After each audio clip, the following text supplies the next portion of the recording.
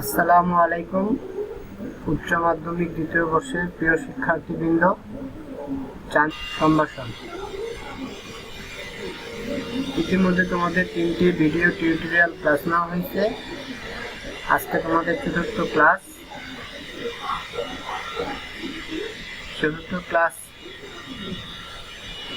তোমাদের স্বাগতম। তোমাদের কোন অধ্যায় পড়ানো হচ্ছিল এটা তোমরা জানো। সেটা হচ্ছে আমরা ষষ্ঠ অধ্যায় পড়তেছিলাম, সেটা হচ্ছে দীর্ঘমেয়াদী অর্থায়ন। তো আমার পরিচয় তো তোমরা জানোই, আজকাল নতুন করে পরিচয় দিচ্ছি না। তো একটা কথা বারবার বলতে হয়, তোমাদের সাথে আমাদের যোগাযোগ হচ্ছে না, এই জন্য এই বিষয়টি আমাদের খুব মর্মাহত করে। আশা করি তোমরা ভালো আছো। আমরা পরবর্তী চলে যাই স্লাইডে। আমাদের পরবর্তী স্লাইড পাঠ পরিচিত, এটা তোমরা জানো সবসময় এই প্যাটার্নই হয়ে থাকে। যেটা আমি মুখে বললাম, তারিখটা রং তারিখ আছে একটু, এটা আচ্ছা দেখতেছি।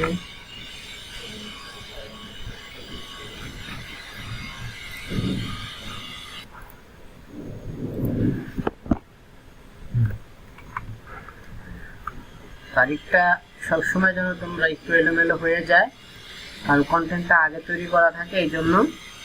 তো আসো আমরা পরবর্তী স্লাইডে যাই। তোমরা ভিডিও টিউটোরিয়াল দেখতে দেখতে তোমাদের মুখস্থ হয়ে গেছে মেবি, যে আসলে তোমরা এরপরে কোন স্লাইড আসবে। আসো আমরা কিছু ছবি দেখি। আসলে বাংলাদেশি ছবিগুলো অনলাইনে নাই, তো তাই যার কারণে আমরা ইংরেজি মানে বিদেশের কিছু ছবি দিলাম। একটা জনসন অ্যান্ড জনসন কোম্পানির, আর একটা হলো ওভার মেরিন কর্পোরেশনের। কি দেখা যাচ্ছে সেটা বললাম না, এটা তোমরা একটু দেখো। তো আমাদের যে আজকে দীর্ঘমেয়াদী অর্থায়ন ছিল, সেখানে দীর্ঘমেয়াদী অর্থায়ন উৎস ছিল মোট প্রধানত 3টি। একটা হলো সাধারণ শেয়ার, একটা হলো অগ্রাধিকার শেয়ার, আর একটা হলো বন্ড বা ঋণপত্র বা ডিবেঞ্চারও বলা হয়। হ্যাঁ, তো নাম দেখে তোমরা বুঝতে পারতেছো আজকে আমাদের কি নিয়ে পড়ানো হচ্ছে। এটা হচ্ছে সাধারণ শেয়ার। আজকে আলোচনা থাকবে সাধারণ শেয়ার কাকে বলে,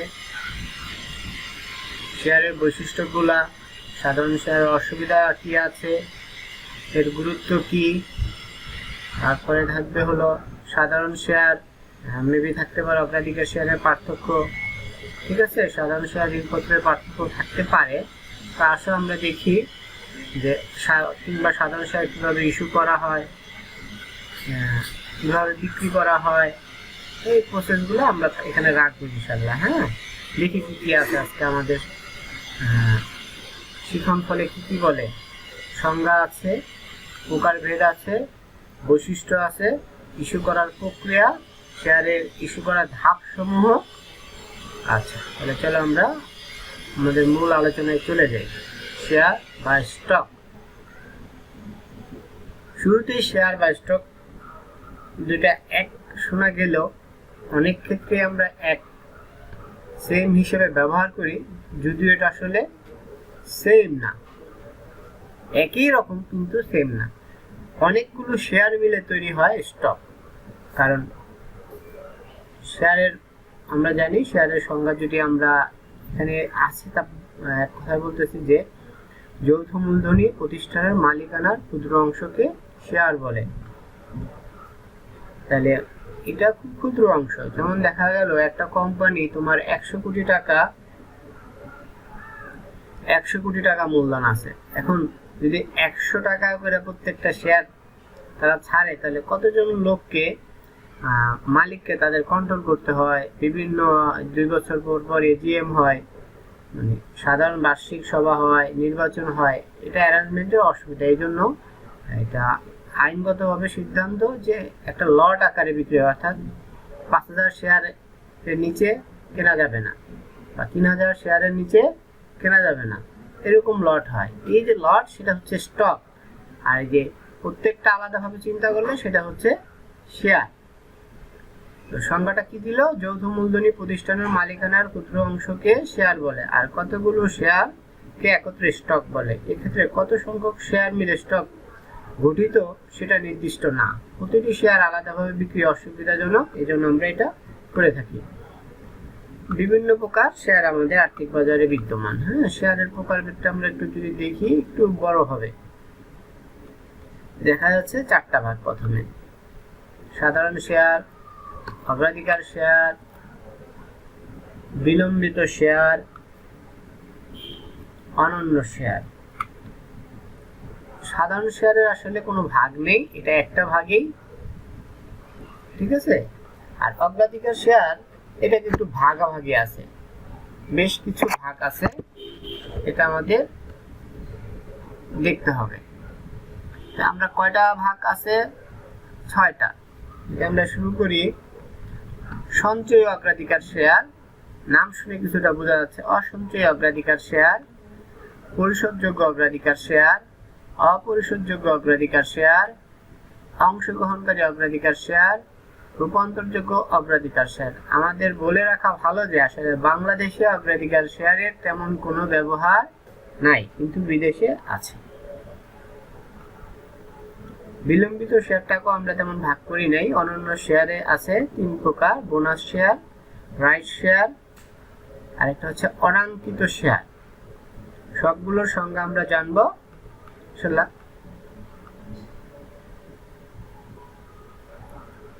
হ্যাঁ, এখন যে স্লাইডটা হতে পারে সেটা তোমরা বুঝতে পারতেছো, সেটা হচ্ছে একক কাজ। তোমাদের এখন কাজ করতে হবে। আমরা যখন তোমাদের সামনে সরাসরি ডিজিটাল ক্লাস নেব ইনশাআল্লাহ, তখন তোমাদের ফিডব্যাক নেব। আপাতত চলে যাই।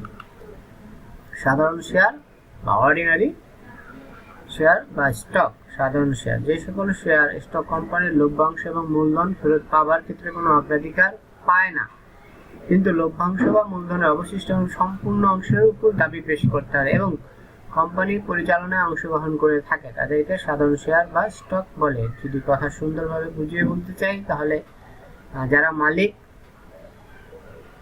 সাপোজ আমি একটা কোম্পানির মালিক, ধরে নাও আমি এখন ঋণ নিয়েছি তোমাদের কাছ থেকে। এখন আমার কোম্পানি যদি দেউলিয়া হয়ে যায় কিংবা কোনো দুর্ঘটনা ঘটে, ফলে আমার যদি কোম্পানি অলাভজনক বা ক্ষতি হয় আংশিক মূলধনের, তবু তোমরা সেই অর্থটা ছাড়বে না। অর্থাৎ আপনি বাঁচেন আর মরেন, আমার টাকা দিয়ে মরে। তাই এখন এই ক্ষেত্রে দেখা যায় যে সাধারণ শেয়ার তো মালিক, এই জন্য তারা আগে সবার পাওনা পরিশোধ করে। এই জন্য মোট লাভ হলেও সে মোট লাভ তারা দাবি করতে পারে না, তারা দাবি করতে হতে পারে নেট লাভের উপরে।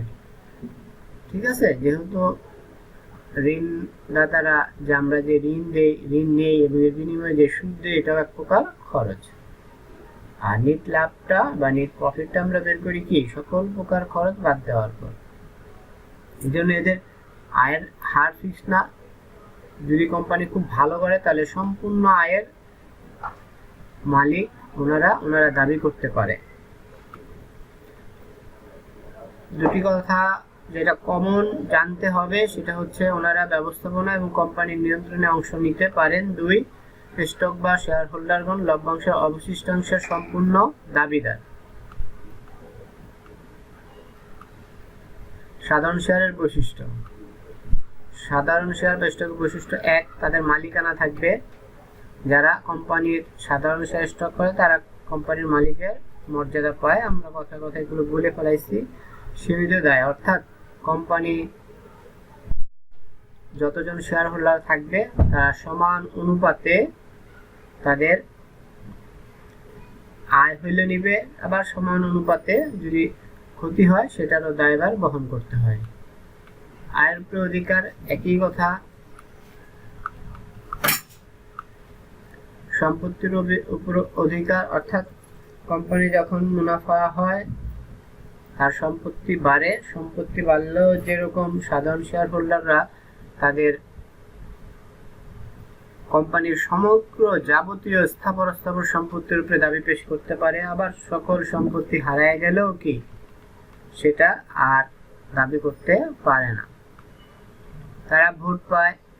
সাধারণ পরিচালক পরিষদ নির্বাচনের সময় তারা ভোটাধিকার প্রয়োগের মাধ্যমে প্রতিষ্ঠান তাদের নিয়ন্ত্রণে রাখতে পারে। সাধারণত 2 বছরের জন্য নির্বাচিত হয় পরিচালনা পরিষদ। যদি তারা সাধারণ শেয়ার হোল্ডারদের দিক না দেখে, তাদের ভালো মন্দ অর্থাৎ বাজারে তাদের শেয়ারের মূল্য যদি বৃদ্ধি না পায়, সঠিক পরিমাণে মুনাফা যদি না পায়, তাহলে তারা ভোটের মাধ্যমে তাদেরকে পরিবর্তন করে দেন। সীমিত দায়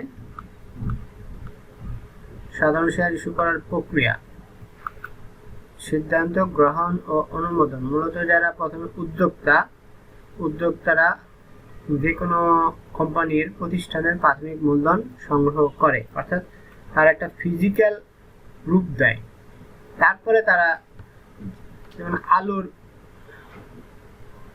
কোল্ড স্টোরেজ করবো সাপোজ, তাহলে ফিজিক্যাল রূপ বলতে কি বোঝানো হবে? আমার জমি ক্রয় করতে হবে,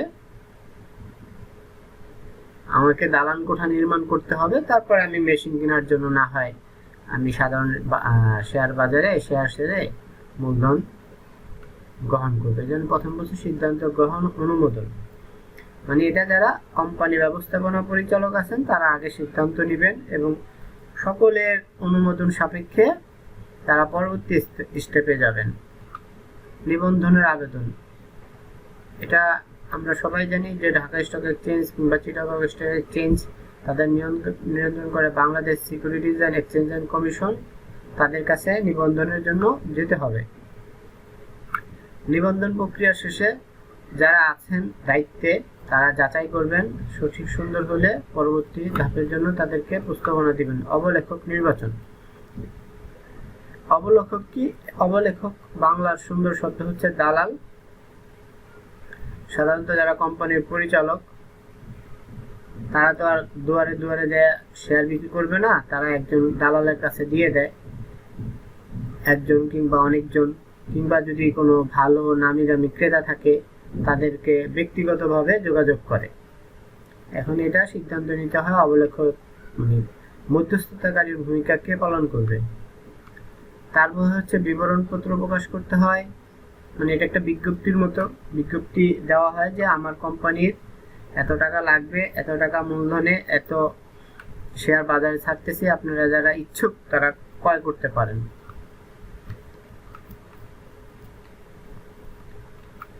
আবেদন গ্রহণ করা হয়। বিবরণপত্র প্রকাশের পর সাধারণ জনগণ শেয়ার ক্রয়ের জন্য তাদের আবেদন করে। এই আবেদনগুলা যারা দায়িত্বে থাকেন অর্থাৎ সিকিউরিটিজ এক্সচেঞ্জ কমিশনের দায়িত্বপ্রাপ্ত ব্যক্তিরা গ্রহণ করেন। গ্রহণ করার পর এগুলা বিতরণ করা হয় এবং একমাত্র বাংলাদেশে সাধারণত বেশি আবেদন করে। এরপরে প্রয়োজনে লটারি হয়, যারা পায় তাদের টাকা থাকে আর বাকিদের টাকা ব্যাংকের মাধ্যমে আবার তাদের অ্যাকাউন্টে চলে আসে। সাধারণ শেয়ার ইস্যু করার প্রক্রিয়া, ওইটা আমরা ধাপ শিখলাম। এবার হলো প্রক্রিয়াগুলো আমরা একটু বড় করে শিখব। যেমন প্রথমে সিদ্ধান্ত গ্রহণ, অনুমোদন, নিবন্ধনের আবেদন, নিবন্ধনপত্র যাচাই, ওগুলাই সিকিউরিটি এক্সচেঞ্জ কমিশন কোম্পানি অনুমতি দিবে। যাচাইয়ের পর অবলেখক নির্বাচন করবে। এটার দায়িত্ব হচ্ছে যারা ম্যানেজমেন্ট, তারা এটা নির্ধারণ করে। যদি ব্যক্তিগতভাবে সুবিধা হয় তাহলে করবে। যদি কয়েকটা পদ্ধতি আছে, বেস্ট এফোর্ট পদ্ধতি, তাক পদ্ধতি, এই পদ্ধতিগুলো আমরা শিখব। সাধারণ শেয়ার ইস্যু করার প্রক্রিয়া, বিবরণ প্রকাশ, আবেদনপত্র গ্রহণ, আবেদনপত্র বাছাই ও চূড়ান্ত ইস্যু, যেগুলো আমরা শুরুতে আলোচনা করছিলাম, এই জন্য এখানে আলোচনা করলাম না। পদ্ধতি, স্টেপ, কি কি করা যাবে। শেয়ার ইস্যু করার পর আমাদের অন্যতম একটা কাজ ছিল শেয়ার ইস্যু করার আগেই যে আমরা কাদেরকে মধ্যস্থতাকারী নেব। কারণ আমি নিজে নিতে পারি, কোনো ব্যক্তিকে দায়িত্ব দিতে পারি, কোনো প্রতিষ্ঠানকে দায়িত্ব দিতে পারি, এবং ওনারা আবার বিভিন্ন শর্ত বা কন্ডিশনে নিতে পারেন। দেখি এগুলো কি। এক, অবলেখন পদ্ধতি। 2 সর্বোচ্চ প্রচেষ্টা পদ্ধতি, 3 তাকবদ্ধ নিবন্ধন পদ্ধতি, 4 অধিকার শেয়ার ইস্যু পদ্ধতি, ব্যক্তিগত উপস্থাপন পদ্ধতি। আমরা সবগুলো একটু পড়ব। এই পদ্ধতিতে বিনিয়োগ ব্যাংক কোম্পানির সকল শেয়ার একটি নির্দিষ্ট দামে ক্রয় করে তা নিয়ে বিভিন্ন ব্যক্তিগত ও প্রাতিষ্ঠানিক বিনিয়োগকারীদের নিকট বিক্রি করে। শেয়ার ক্রয় ও বিক্রয় মূল্যের মধ্যকার পার্থক্য হলো বিনিয়োগ ব্যাংকের মুনাফা।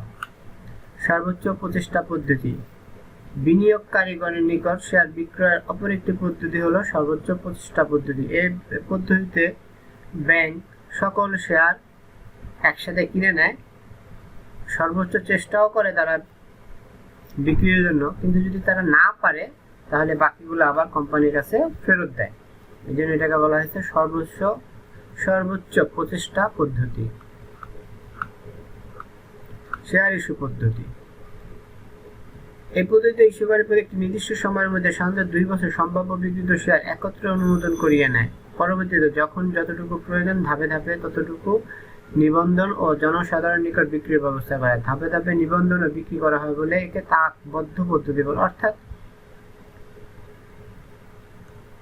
সাধারণত 2 বছর, মানে অর্থাৎ আমার তো প্রতিষ্ঠানের অর্থ, একটা প্রতিষ্ঠান যখন শুরু হয় তখন একসাথে অর্থগুলো প্রয়োজন হয় না, আস্তে আস্তে প্রয়োজন হয়। এই প্রয়োজনটা তারা অনুমান করে, হিসাব করেই অনুমানটা করা হয় যে আগামী 2 বছরে কি পরিমাণ অর্থ প্রয়োজন হবে। সাপোজ আমার 6 মাস পর পর 50 লাখ 50 লাখ 50 লাখ 50 লাখ, 2 বছরের দরকার হলো 2 কোটি টাকা। এখন 6 মাসের জন্য এটা করলাম, আবার 6 মাসের জন্য করলাম, আবার 6 মাসের জন্য, সমস্ত প্রক্রিয়াটাই কি বারবার করতে হবে। এই 4 বার না করে একবারই করা হয়, কিন্তু বিক্রি করা হয় আস্তে আস্তে। এই জন্য বলা হয়েছে তাক, মানে একসাথে নিয়ে নিছে, পরে আস্তে আস্তে বিক্রি করছে। অধিকার শেয়ার ইস্যু পদ্ধতি, আমরা এটাকে রাইট শেয়ারও বলা হয়।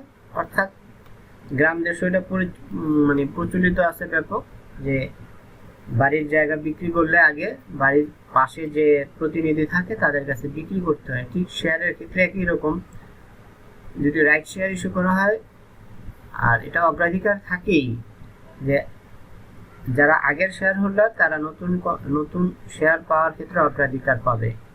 এগুলা অনেক ক্ষেত্রে আবার রাইট শেয়ারের মাধ্যমে ডিভিডেন্ড লভ্যাংশ প্রদান করা হয়। যেহেতু পূর্ববর্তী মালিকদের অগ্রাধিকার থাকে, অধিকার থাকে শেয়ার ক্রয়ের ক্ষেত্রে, এই জন্য এটাকে বলা হয় অধিকার শেয়ার। বাংলাদেশে যেমন কোঠা, যেটা অবশ্য উঠে গেছে কোঠার মতো। ব্যক্তিগত উপস্থাপন হচ্ছে আমার সাথে যদি কারো কোনো ভালো সম্পর্ক থাকে তাহলে সেটা আমরা তার কাছে বিক্রি করে দিতে পারি।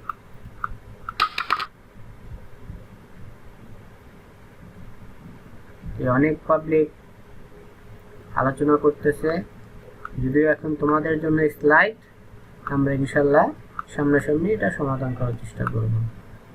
তো মূল্যায়ন কি শিখলাম আমরা? শেয়ার স্টক সম্পর্কে জানলাম, শেয়ারের প্রকারভেদ জানলাম, সাধারণ শেয়ার বৈশিষ্ট্য ব্যাখ্যা করতে পারবো, শেয়ার ইস্যু করার প্রক্রিয়া জানলাম, শেয়ার ইস্যু করার লাভসমূহ জানলাম, বাড়ির কাজ দেখবে তোমরা,